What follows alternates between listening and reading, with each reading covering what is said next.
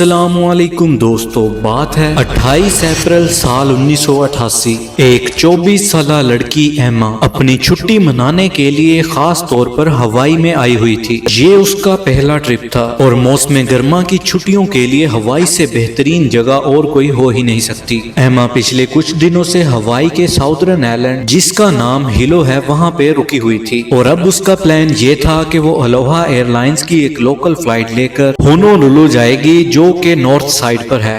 हिलू से होनोलुलु जाने के लिए सिर्फ और सिर्फ 35 मिनट का वक्त लगता है। ट्रैवल टाइम इतना कम है कि ये फ्लाइट दिन में 4 से 5 बार उड़ान भर लेते हैं। एमा फ्लाइट नंबर 243 से होनोलुलु जाने वाली थी, जो कि उस दिन पहले से ही 8 बार उड़ान भर चुकी थी। एमा की फ्लाइट दोपहर में 1 बजे थी। मौसम बिल्कुल साफ था और अगर एमा की नजर से देखा जाए तो ये फ्लाइट बिल्कुल नॉर्मल थी। एमा सिक्योरिटी क्लियरेंस से आराम से गुजर जाती है और अपनी फ्लाइट 243 में बोर्ड करने लगती है। लेकिन जब वो प्लेन की सीढ़ियां चढ़कर प्लेन के पास पहुंचती है तो उसे नजर आता है कि प्लेन की दाईं साइड की मेटल शीट में एक क्रैक आ चुका है, जैसे उसमें कोई जंग लगा हो। लेकिन एमा ज्यादा नहीं सोचती, क्योंकि उसे लगता है कि फ्लाइट वालों ने फ्लाइट की इंस्पेक्शन अच्छे से जरूर की होगी। लोग आराम से प्लेन में अपनी सीटों पर बैठकर अपनी सीट बेल्ट बांध लेते हैं। एमा, जो कि प्लेन की आगे वाली सीट पर बैठी होती है, एक फ्लाइट अटेंडेंट उसके सामने ही दरवाजे को बंद करती है। ठीक 1:25 पर यह फ्लाइट अपनी उड़ान भरती है। इस फ्लाइट को टेक ऑफ किए हुए अभी 10 मिनट ही हुए होंगे। ये फ्लाइट अटेंडेंट अपनी सीट से उठकर पैसेंजर्स के लिए ड्रिंक्स और खाना लेकर आ जाती है और इस फ्लाइट के सीट बेल्ट साइन अभी भी ऑन थे, जिसकी वजह से एमा अपनी सीट से हिल भी नहीं रही थी। जब प्लेन अपने क्रूजिंग एल्टीट्यूड पर पहुंच जाता है तो कॉकपिट में बैठे पायलट सीट बेल्ट के साइन को ऑफ कर देते हैं। इस फ्लाइट 243 के लिए क्लोजिंग एल्टीट्यूड लगभग 24,000 फीट की बुलंदी पर था। एमा को एक फ्रेश पानी की बोतल दी गई और फिर एमा ने पीछे मुड़कर देखा तो 2 और फ्लाइट अटेंडेंट एक ट्रॉली के जरिए पैसेंजर्स को ड्रिंक्स और खाना सर्व कर रही थी। उड़ान भरने के ठीक 24 मिनट बाद अपने क्रूजिंग एल्टीट्यूड 24,000 फीट की ऊंचाई तक पहुंच गए। एमा ने अपनी विंडो को ओपन किया और उस विंडो के रास्ते वो बादलों को देखने लगी कि अचानक से एक बड़ा सा धमाका होता है।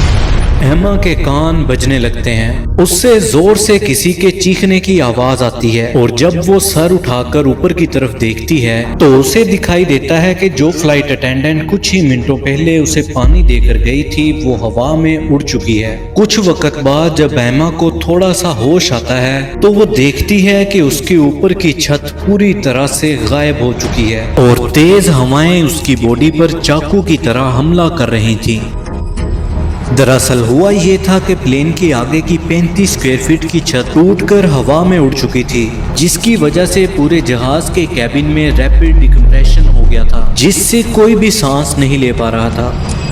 दोस्तों, दरअसल होता यह है कि जमीन से कई हजार फीट की ऊंचाई पर इंसानों का सांस लेना नामुमकिन होता है। इसीलिए फ्लाइट के कैबिन में हवा को प्रेशराइज करके रखा जाता है। 24,000 फीट की ऊंचाई पर हवा बहुत ही ज्यादा पतली हो जाती है और टेम्परेचर भी कई गुना ज्यादा कम हो जाता है। इस वक्त एमा ना के सांस ही ले पा रही थी, बल्कि उसकी बॉडी -40 डिग्री का टेम्परेचर भी फेस कर रही थी। सूरत हाल बहुत ही ज्यादा नाजुक थी। नॉर्मली ऐसी सिचुएशन में ऑक्सीजन मास्क ऊपर से गिरते हैं ताकि पैसेंजर आसानी से सांस ले पाएं, लेकिन इस फ्लाइट 243 के केस में ब्लास्ट की वजह से ऑक्सीजन मास्क ने काम करना बंद कर दिया था।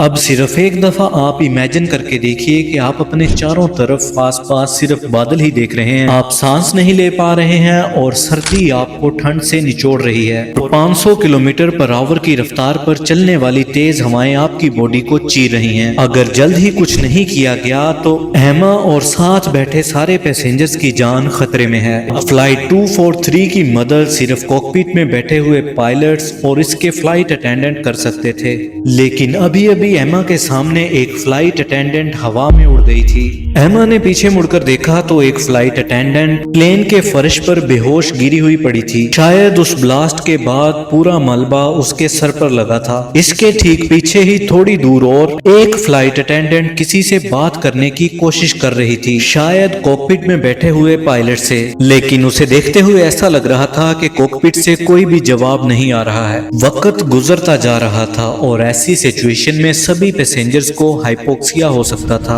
हाइपोक्सिया में अगर ब्रेन को सफिशिएंट ऑक्सीजन नहीं मिलती तो आप 1 से 2 मिनट के अंदर बेहोश हो सकते हैं और मर भी सकते हैं। एमा की सीट के सामने कॉकपिट का दरवाजा होना चाहिए था, लेकिन उस होने वाले धमाके में वो दरवाजा कहीं उड़ चुका था और मलबे ने उसे कवर कर लिया था। एमा ये समझ नहीं पा रही थी कि पायलट्स जिंदा भी हैं या नहीं, लेकिन खुशकिस्मती से फ्लाइट 243 के पायलट्स जिंदा थे और पीछे बैठे हुए पैसेंजर से कहीं ज्यादा अच्छी हालत में भी थे। जब वो ब्लास्ट हुआ और प्लेन की छत उड़ी तो पायलट्स का ऑक्सीजन मास्क फौरन नीचे गिर गया और किस्मत से वो अब भी काम कर रहा था। इस प्लेन के मेन कैप्टन थे रॉबर्ट सोंगथाइमर, जो कि बहुत ही ज्यादा एक्सपीरियंस्ड पायलट थे और अलोहा एयरलाइंस के लिए पिछले 11 सालों से काम कर रहे थे और उनके साथ ही उनकी को पायलट मिमी टॉमकिंस। और ये दोनों पायलट्स फौरन काम पर लग जाते हैं और इसमें सबसे पहले उनकी मेन प्रायोरिटी थी प्लेन को डिसेंट करवाना, जिसमें उन्हें जल्द से जल्द प्लेन को 24,000 फीट की ऊंचाई से 10,000 फीट की ऊंचाई तक लाना था, जिससे एटलीस्ट पीछे बैठे हुए पैसेंजर सांस ले पाएं।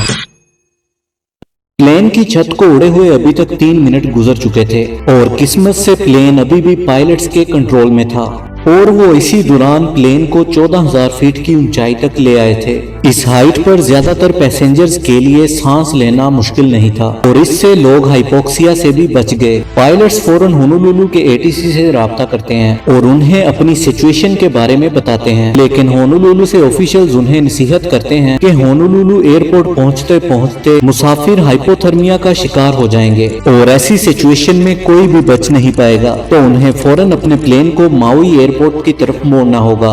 फिर ठीक उसी वक्त पायलट्स को एक और खतरनाक चीज रियलाइज होती है। दरअसल हुआ ये था कि जब प्लेन की छत फटी थी तो प्लेन की आगे की नोज जहां पे पायलट्स बैठे थे वो नोज लगभग 1 मीटर तक नीचे झुक चुकी थी। अब पायलट्स का कॉकपिट और प्लेन का कैबिन सिर्फ प्लेन के नीचे वाले हिस्से से जुड़ा हुआ था, तो अगर प्लेन पर ज्यादा प्रेशर पड़ा तो दोनों हिस्से एक दूसरे से अलग हो सकते थे और ऐसी सूरत हाल में सबकी मौत होना पक्का था। इसी दौरान प्लेन में बैठी एमा नोटिस करती है कि प्लेन नीचे आ चुका है और अब वो आसानी से सांस भी ले पा रही है, लेकिन जब वो प्लेन के बाहर देखती है तो डर के मारे उसकी चीख निकल जाती है। धीरे धीरे प्लेन इतना नीचे आ चुका था कि उन्हें हलीकाला रेंज दिखाई दे रही थी, जो कि हवाई के बहुत बड़े बड़े माउंटेन्स हैं और अगर थोड़ी सी भी चूक हुई तो प्लेन पहाड़ों से टकरा सकता था। पायलट्स ने भी उन पहाड़ों को देख लिया था। ये बड़े बड़े पहाड़ माउई एयरपोर्ट और प्लेन के बीच में खड़े थे। कैप्टन रॉबर्ट प्लेन की स्पीड को धीरे धीरे स्लो करते जा रहे थे और उन्होंने अपनी प्लेन की स्पीड को 170 नॉट्स पर सेट कर दिया। अगर वो इससे स्लो गए तो वो पहाड़ी से टकरा जाएंगे। अपने कई सालों के एक्सपीरियंस से वो उस माउंटेन रेंज से गुजर जाते हैं और फिर प्लेन को माउई एयरपोर्ट की तरफ मोड़ देते हैं। एटीसी से राब्ते की वजह से एयरपोर्ट पर फायर फाइटर्स और एम्बुलेंसेस खड़ी थी और ये सब प्लेन के आने का इंतजार कर रहे थे। फिर प्लेन में मौजूद पीछे बैठे मुसाफिर भी देखते हैं कि प्लेन एयरपोर्ट की तरफ मुड़ रहा है और मुसाफिर ये भी समझ जाते हैं कि प्लेन में मौजूद पायलट सही सलामत हैं और जल्द ही इस प्लेन को लैंड करवाने वाले हैं। जैसे जैसे रनवे करीब आता जा रहा है तो प्लेन की को पायलट मिमी लैंडिंग गियर को नीचे करती हैं। प्लेन में टोटल 3 गियर्स मौजूद थे, पीछे की तरफ 2 और आगे नोज में 1 गियर। पायलट्स को ये तो दिखाई दे रहा था कि पीछे वाले दोनों लैंडिंग गियर खुल गए हैं, लेकिन सामने वाले नोज गियर की लाइट अभी भी नहीं चल रही थी।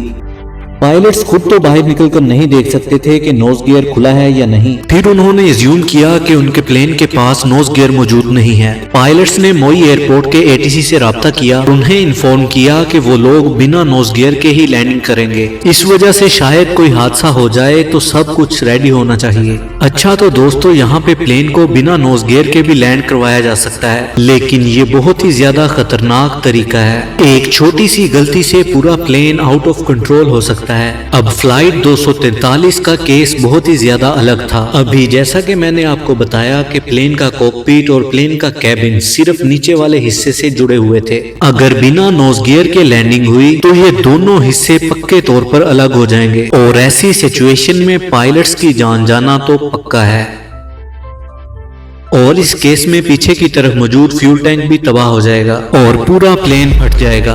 और पायलट्स के पास इसके अलावा कोई और ऑप्शन था ही नहीं। पायलट्स प्लेन को और भी ज्यादा नीचे लेकर आने लगते हैं। एमा ने देखा कि रनवे सामने नजर आ रहा है। वो ध्यान से सर नीचे करके दुआएं करने लगी और प्लेन में मौजूद बाकी पैसेंजर्स भी प्लेन की सेफ लैंडिंग की दुआएं कर रहे थे। जैसे जैसे ये प्लेन जमीन के करीब आ रहा था तो ये लेफ्ट राइट हिलने लग रहा था और तभी पायलट्स ने देखा कि प्लेन का लेफ्ट वाला इंजन फेल हो चुका है। कॉकपिट से उसे मैनुअली चालू करने की कोशिश की गई लेकिन वो नहीं चला। ठीक 1:56 पर माउई एयरपोर्ट पर खड़ा हुआ एक आदमी बाइनोकुलर के जरिए नीचे आते हुए प्लेन को देखता है और उसे दिखता है कि प्लेन का नोज गियर सक्सेसफुली नीचे आ चुका है। माउई एयरपोर्ट के एटीसी से फौरन पायलट्स को इस बात की जानकारी दी जाती है और ये मालूमात सुनकर पायलट्स की जान में जान आ जाती है। लेकिन खतरा अभी भी टला नहीं था। इसके बाद पायलट्स प्लेन को ठीक 1:58 पर रनवे पर टच डाउन कर देते हैं। प्लेन की ब्रेक्स के अलावा पायलट्स इंजन के थ्रस्ट रिवर्सल का भी इस्तेमाल करते हैं जिससे प्लेन पूरी तरह से रुक जाता है। एमा अपना सर उठाकर ऊपर की तरफ देखती है तो चारों तरफ उसे फायर फाइटर की गाड़ियां और एम्बुलेंसेस दिखाई देती हैं।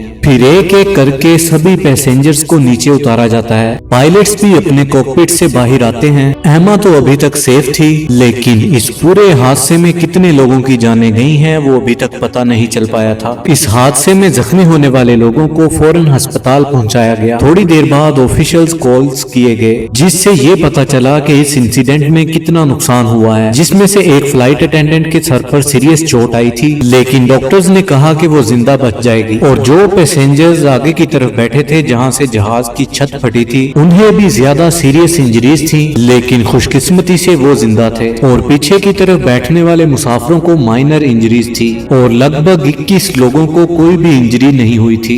ये कोई मौजूदाती करिश्मा ही था जिससे ये सब लोग जिंदा बच गए सिवाय एक के। जिस एयर होस्टेस ने एमा को पानी दिया था वो जहाज से इजेक्ट हो गई थी और समंदर में जाकर कहीं गिर गई। कई दिनों तक रेस्क्यू सर्च ऑपरेशन चलाया गया लेकिन उसकी बॉडी कहीं नहीं मिली।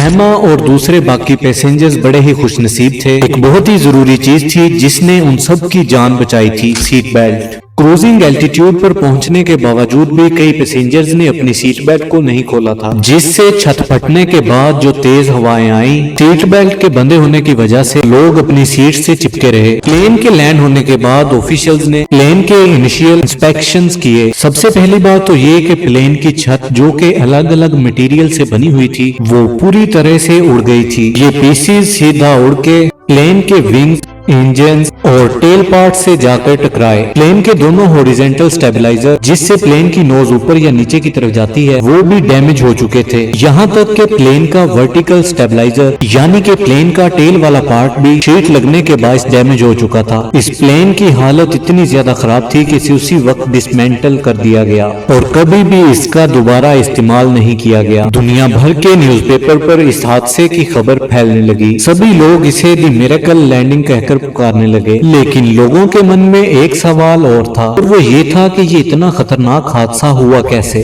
यूएसए के नेशनल ट्रांसपोर्ट सेफ्टी बोर्ड ने फौरन इन्वेस्टिगेशंस लॉन्च किए और इन्वेस्टिगेशन की रिपोर्ट में ये पता चला कि ये कोई रैंडम एक्सीडेंट नहीं था बल्कि ये मेटल फटीग की वजह से हुआ था जिसे कोरोजन यानी जंग ने और भी ज्यादा बदतर बना दिया। चलिए इस बात को अच्छे से समझते हैं। मेटल फटीग का मतलब होता है वक्त, प्रेशर और मूवमेंट के साथ प्लेन के मेटल शीट्स का कमजोर हो जाना। इसके साथ जब मॉइस्चर स्पेशली सॉल्ट वाली हवा जब मेटल के खाली हिस्सों में घुसती है तो मेटल पर तेजी से जंग लगना शुरू हो जाता है। हवाई में चारों तरफ समंदर ही समंदर है जिसकी वजह से हार्ड मेटल पर भी जल्दी जंग लग जाता है। ये एयरक्राफ्ट करीब 19 सालों से अपनी उड़ान भर रहा था। स्पेशली हवाई के आइलैंड के बीच तो ये एक दिन में अपनी कई उड़ान भरता था। इसने कई 100 बार टेक ऑफ और लैंडिंग्स किए होंगे जिसका मतलब यह है कि इस पर प्रेशर साइकिल बहुत ज्यादा था।